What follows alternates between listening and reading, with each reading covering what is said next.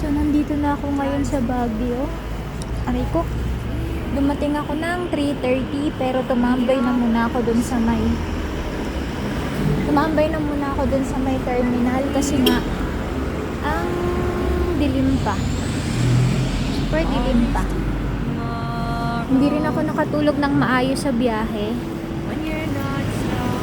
Hindi ko alam, ang dami ko iniisip eh. So yun na yung pataas. Doon. Tapos dito. Yan. Tingin ko familiar naman na ako dito.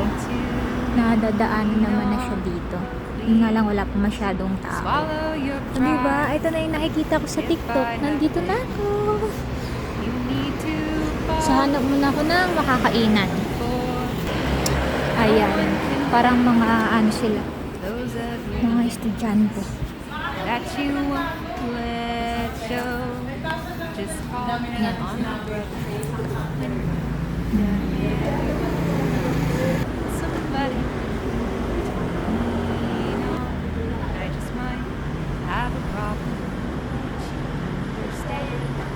Tumutunog na alarm ko ng pang 5:30. Gising na gising ako, may walang tulog. So, hindi ko alam. Wala akong itinerary. Hindi ko alam kung saan ako pupunta. Hindi pa ako nag-aalmusal. Umalis ako sa bahay. Parang last na kain ko sa bahay. Alas 4. May bukas sa KFC pero hindi pa sila bukas pero parang naglilinis. Ganon. Yan. Di ko alam kung saan ako pupunta.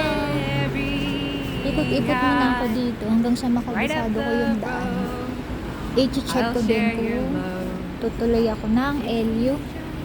Nakapagtanong na ako kung saan yung sakayan ng bus at saka kung magkano. 150 lang daw dun sa pinaka mismong babaan ng sa 7-Eleven, yung sikat na 7-Eleven. So, yun. Lakasan lang talaga ng loob. Hindi ko alam yung mga pupuntahan ko. Basta yung napanood ko lang sa TikTok. So yun na nga, malungkot ako ngayon kasi yung pumilit na sumama sa akin, biglang hindi sumama. Tapos late nag-inform sa akin na hindi siya sasama. So, na-hurt ako kasi nga ang haba ng araw na dumaan para i-inform niya ako pero hindi niya rin sinisin yung mga chat ko sa kanya. So, hindi siya yung, hindi ganun yung pagkakakilala ko sa kanya. Kaya medyo na-disappoint ako, nasaktan kasi nga kilala ko siya, kilala niya ako pero anyway, hindi ko alam kung ano yung reason niya, ba't niya ginawa yun, pero sana, wait lang, sana valid yung reason niya. Ayun, SB, hindi pa sila bukas. Ang plan ko lang talaga, yun nga, balikan lang ako, tapos ako lang talaga mag-isa. Tapos, ang pinaka-itinerary ko lang na gagawin is magkakape lang talaga ako dito. Kahit anong kape. I mean, kahit hindi SB, basta kape. Ayun no, may nakikita kong MYLK coffee. Coffee tea. Ayun. Dito lang ako nakakita niyan. Pero di pa sila open.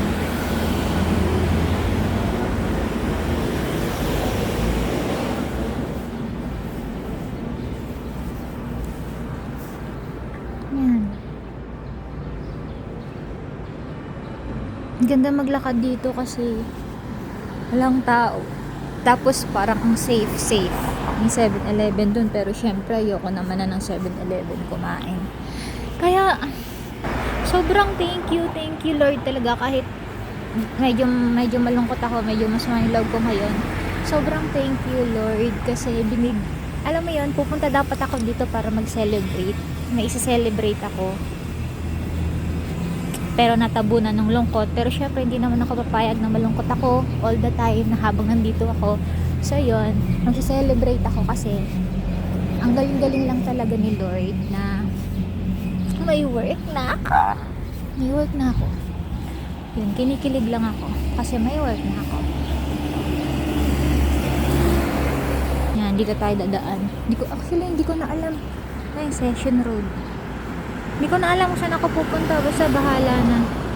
Tinatandaan ko na lang yung daan.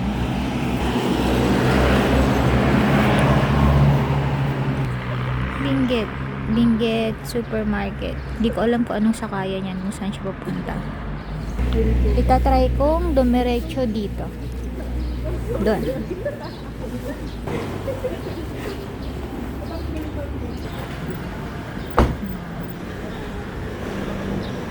I-open na McDo. Ito nakikita ko rin to sa TikTok. Tuloy-tuloy na to. Tuloy-tuloy na tong video na to. Hindi na ako edit pa eh. Basta tuloy-tuloy na to.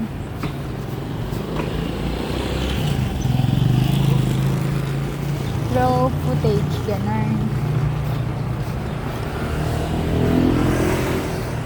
Siguro kakain lang ako dito, tapos antayin ko lang mag-sunrise. Tapos after mag-sunrise, tawag dito, baka mag-LU talaga ako. Baka, sabi naman kasi 2 hours daw yung biyahe. Literal, napupuntahan ko lang yung 7-Eleven sa LU. Andito na rin naman ako eh, so tuloy-tuloy ko na, diba?